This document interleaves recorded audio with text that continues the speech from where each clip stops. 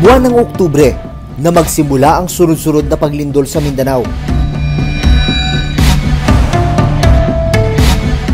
October 16, tumama ang magnitude 6.3 earthquake sa Tulunan, North Cotabato. Sa videong ito, makikita ang pagbagsak ng mga gamit sa opisina sa Kidapawan City, North Cotabato Disaster Risk Reduction and Management Office.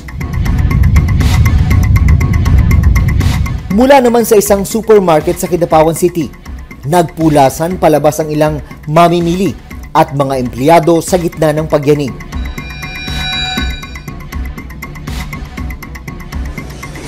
October 29, sa Davao del Sur Hospital, kinailangang ilabas ang mga pasyenteng naka-admit nang tumama ang magnitude 6.6 earthquake na may epicenter pa rin sa Tulunan, North Cotabato. Walang magsigaw, relax. Oh, yan, ganyan gagawin nyo. Makalipas lang ang 2 araw, October 31, isang magnitude 6.5 earthquake ang naitala sa pareho pa ring epicenter. Relax lang. Sa Cotabato City National High School, dinig ang sigawan ng mga estudyante habang pilit silang pinapakalma ng kanilang guro sa gitna ng pagyanig. Hoy! Wala kayong mga mata. Sa cellphone video namang ito, nakuha sa Daig Elementary School sa Tulunan, North Cotabato, kung saan naitala ang sentro ng lindol. Makikita ang pag-rescue sa ilang estudyanteng nabagsakan ng gumuhong classroom. Ang estudyanteng ito, kinailangang isugod agad sa ospital dahil sa matinding sugat.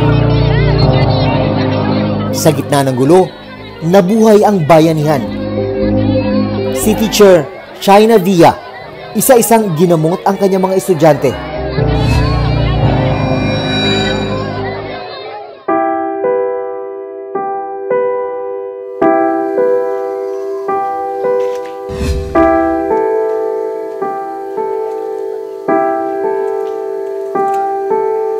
Grade 1 na classroom. Dito halos 2 linggo matapos ang paglindol, hinanap namin si Teacher China. Sinamahan kami ni Teacher China sa classroom kung saan siya nagkaklase nang biglang lumindol.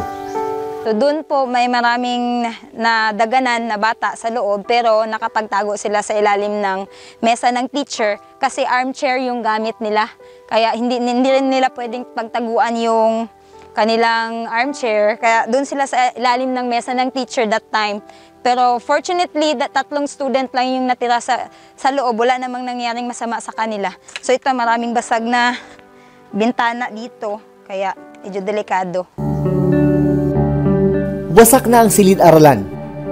Then po.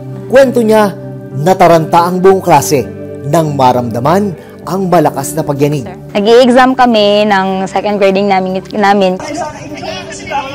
Bigla na lang pong gumalaw yung lupa. Tuloy-tuloy na eh. Lumakas yung ano ng lupa. Paggalaw ng lupa. Hanggang sa may narinig kaming bumagsak dito sa likod. At nakita na lang namin yung mga bata nagsisiyakan na, naglalabasan na ng classroom. Gumagapang na yung iba sa sobrang lakas po. Pero nang makita ni Teacher China na kulang ang kanyang mga estudyante, buong tapang niyang binalikan ang guho. Gumapang ako papunta doon sa mga bata. Ginapang ko mula sa office papunta doon sa classroom para mahatak ko yung ibang bata. Kasi nasa ilalim yung iba, maliliit pa, grade 1. So, hinatak ko yung iba para lang makalabas. Agad niyang nilapatan ng first aid ang mga sugatang estudyante. Makikita sa video ang isa sa mga ginamot ni Teacher China, ang grade 4 student na si Iralyn Gula. Ingon sila, ti ang imong anak na nadatugan sa eskwelahan. Hantod nga wala na ko makita na kong anak, una pa ko makakita nga naa na siya sa hospital. Dahil sa tindi ng tinamong sugat, kinailangang sumailalim sa reconstructive surgery sa kanyang mukha si Iralyn. Naka-admit siya ngayon sa Southern Philippines Medical Center sa Davao City. Mo nang nagpatabang ko unsa pay maka-port unsa ay mga kakulangon sa galamiton sa hospital. Ang malungkot, matapos ang halos 2 linggo, wala raw maayos na evacuation center sa lugar ni Teacher China. Dahil dito, kanya-kanya sila ng pagtatayo ng mga tent. Nabibigyan naman daw sila ng relief goods, pero malaking tulong kung may maayos din silang temporary shelter. Sa Tent City rin ngayon tumutuloy ang ilang residente ng makilala North Cotabato. Kabilang na si Erlinda Ahero. Gaya ni Teacher China, hindi nagatubiling tulungan ni Teacher Erlinda ang kanyang mga estudyante sa daycare nang tumama ang magnitude 6.6 na lindol. Ito sir, nabagsakan din ng hollow block. Medyo hindi na kaya namangga ngayon kasi pinamutan ng mga herbal. Yung mga bangga pa rin, mahirap pa rin maglakad. Iniinda pa rin ni Teacher Erlinda ang pilay at ilang sugat matapos madaganan ng isang bahagi ng pader. Hinarang kasi niya ang sarili para hindi tamaan ang kanyang maliliit na estudyante.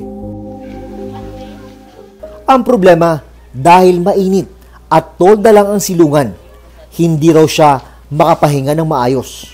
Ang init talaga. Kaya nga dito na ako naghanap ako ng lugar na malamig.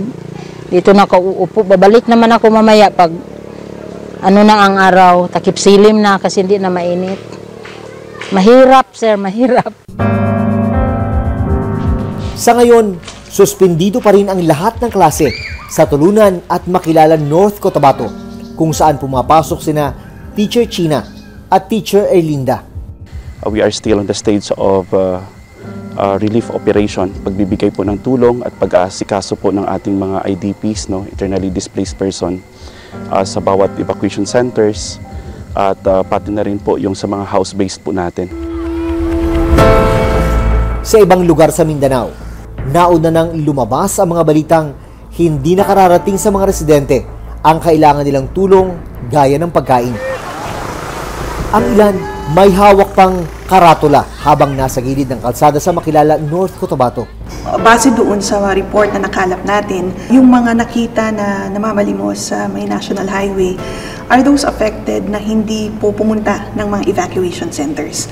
Kaya ang una pong ginawa ng local government unit at ng DSWD Field Office ay pinuntahan po itong ating mga kababayan na naapektuhan at they were encouraged to go to the evacuation centers para doon po masiguro na mabigyan sila ng karampatang assistance. Ang ilang residente, hirap marating ng mga otoridad dahil na rin sa layo ng kanilang lugar. Sa barangay Luayon, makilala North Cotabato, kinailangan ng i-airlift ang mga apektadong residente. Based on the yung latest report, casualty count ay 24 dead and 562 injured. Affected number of families are 53,612 families or 261,742 persons. So sa ngayon, merong 69 evacuation centers doon sa dalawang regions na yon. Nakafocus yung ahensya ng gobyerno sa sustainment ng relief operations. Paliwanag naman ng Philippine Institute of Volcanology and Seismology of PHIVOLCS. Ang sunod-sunod na pagyanig sa Mindanao ay dulot ng paggalaw ng Cotabato Fault System. So napansin natin sa mga bahay at gusali doon, maraming depekto. Una, hindi maganda ang disenyo, yung mga materials na ginamit hindi maayos, at syempre yung kalidad ng pagtrabaho minsan may problema. At karamihan ng mga bahay na low-rise na nasira ay talagang hindi maayos at hindi standard ang mga materyales. Hindi mo maiwasang gumalaw ang fault.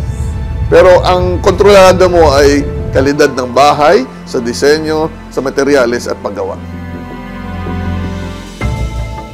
Ito naman, meron siyang poste pero mukhang walang sapat na lakas yung poste kaya nung tumagilid na yung poste, sumunod naman yung bakod.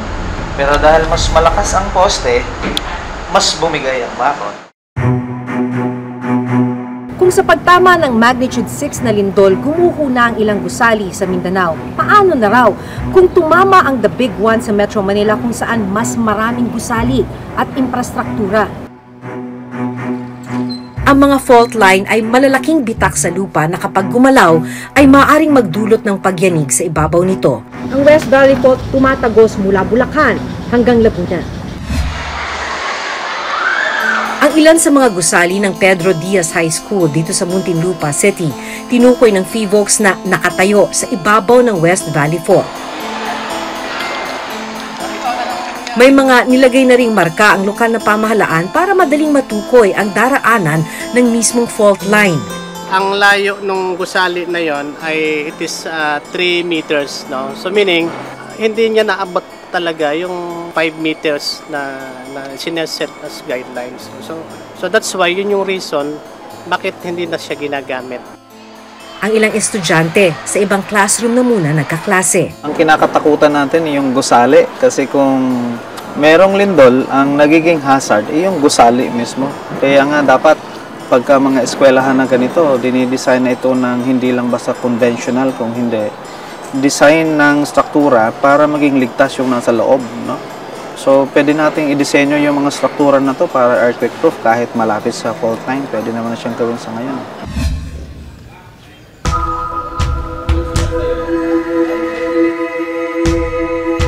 Sa patuloy na pagbaybay ng Reporter's Notebook sa West Valley Fault, narating namin ang bahay na ito na halos magiba na sa dami ng mga bitak. Dito sa likod, dito mo mas makikita talaga yung laki ng bitak sa pader ng bahay na to.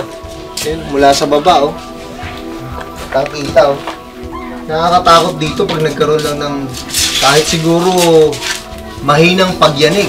Talagang malaki yung posibilidad na bumagsak ito.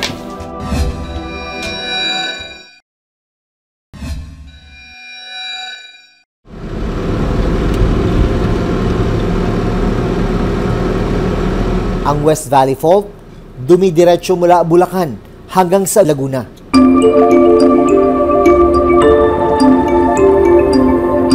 Binaybay namin ito hanggang sa makarating kami sa bahay ni Mang Claro Lorenzo dito sa Barangay San Francisco. Kapag ginamit mo ang fault finder application ng PHIVOLCS, ito yung lalabas. Yang kulay pula na yan yung bahay kung saan nakatira si Tatay Claro. Nakapatong sa mahigit 100 kilometrong West Valley Fault. Sa harapan ng bahay, makikita ang isang active fault marker na inilagay ng Binyan City Disaster Risk Reduction and Management Office. Tay, magandang hapon. Taong 1990 pa raw tumira sa bahay na ito sina Mang Claro. Panahon na hindi pa sinasabi sa kanila na dadaanan ng fault ang lugar nila. May mga karaksa daw. Oh, laki. Yan sa loob.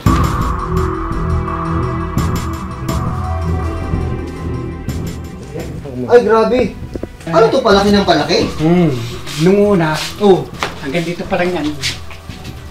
Ito ang level talaga yan. Ah, bumaba. Oo, ito ang taga level yan. Ayan lang yan. Ayan ang pintura niya, ganyan. Paano yung dahan-dahan? Hanggang naging ganyan na lang siya? Nagiba na nga ito, tsaka yung pader to. Taong 2000, na magsimulang magkaroon ng bitak ang bahay. Karoon ng butas doon sa tabi ng pinto. Halos 6 feet ang lalim. Tinignan ko loob, wala naman tubig, wala naman pan. Pero di ako bumaba, natakot ako eh. Diyan? Oo, natakot ako, teleponan ko na lang.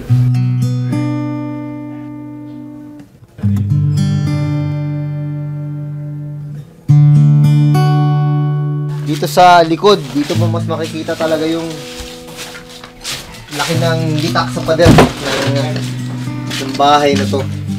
Mula sa baba, oh. Kita, oh. Halatang-halata na hindi na talaga siya pantay. Nakatabingi na yung bahay. Nakakatakot dito pag nagkaroon lang ng kahit siguro mahinang pagyanig. Talagang malaki yung posibilidad na bumagsak ito. Ito yung isa sa pinaka-apektadong bahagi ng bahay. Itong kanilang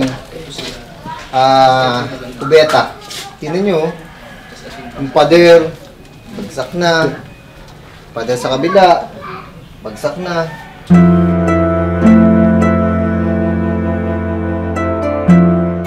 Dahil sa takot, sa labas na ng bahay natutulog ang mag-asawa. Di ba, sa Mindanao, grabe ang mga lindol. Nakakatakot naman baka biglang dito tumama sa atin, ganito kalagayan nyo. Hindi kami sa labas, hindi kami natutulog dito. Siyempre, tatakot din eh. Eh dito, baka biglang bumbalto kasi wala nang kwanto eh. Eh wala naman bakal yan eh. Hindi kayo naisip na lumipat na lang. Wala palilipatan eh. May palilipatan, isa ako kuha dito pang-upa. Yun lang. Mahal pa. Eh wala pa akong pinakikitahan. Ang ilang kalsada sa barangay hindi naman klaro. Apektado rin ng paggalaw ng fault system. Isa pa sa napansin ng mga residente dito, yung kanilang mga kalye hindi na nawala ng bitak. Tulad ng kalsada na ito. Ilang linggo lang, makaraang kumpunihin, eto, sira na naman dahil sa mga naglalakihang bitak.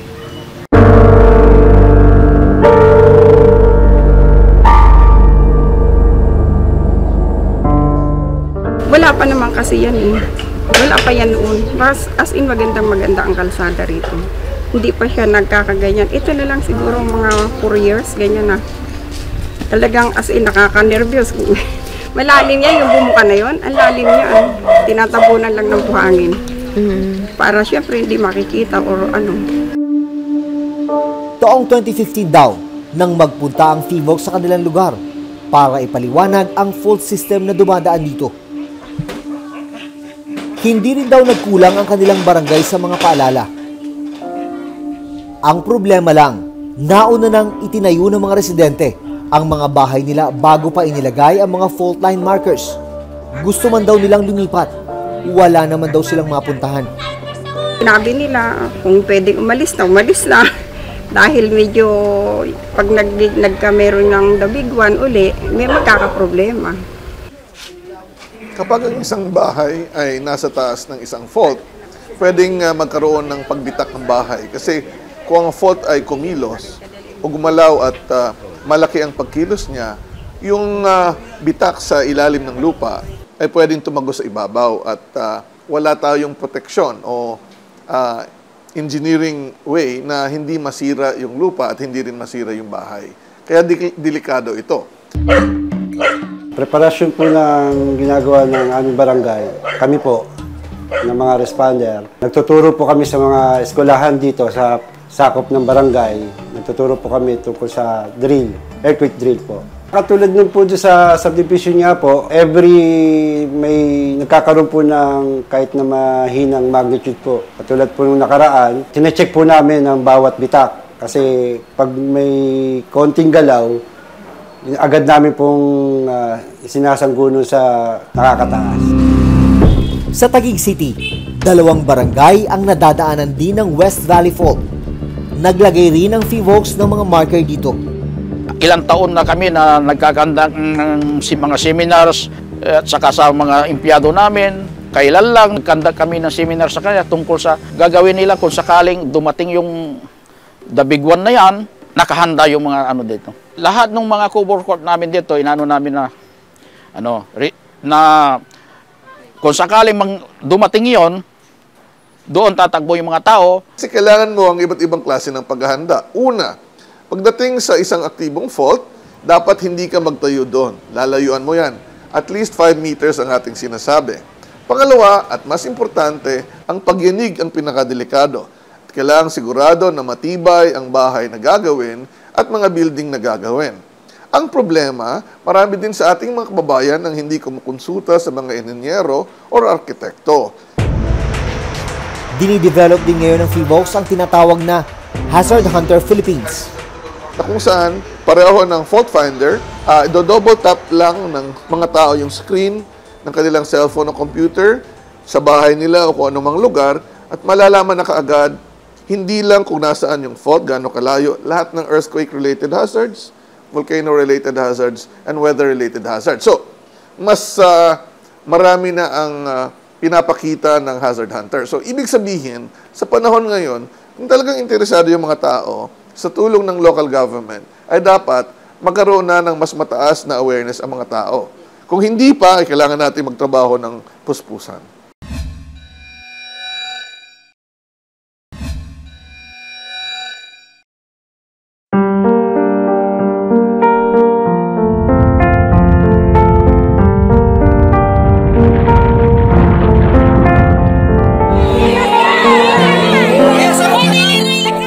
Kasalukuyan pa rin nagpapagaling ang ilang mga naapektuhan ng paglindol sa Mindanao, gaya ni Iraline at Teacher Erlinda. Nangangailangan pa rin sila ng tulong.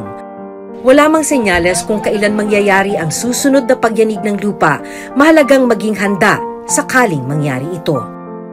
Hanggang sa susunod na Huwebes, ako si Maki Pulido. Ako si Jun Veneracion at ito nakatala sa aming Reporter's Notebook.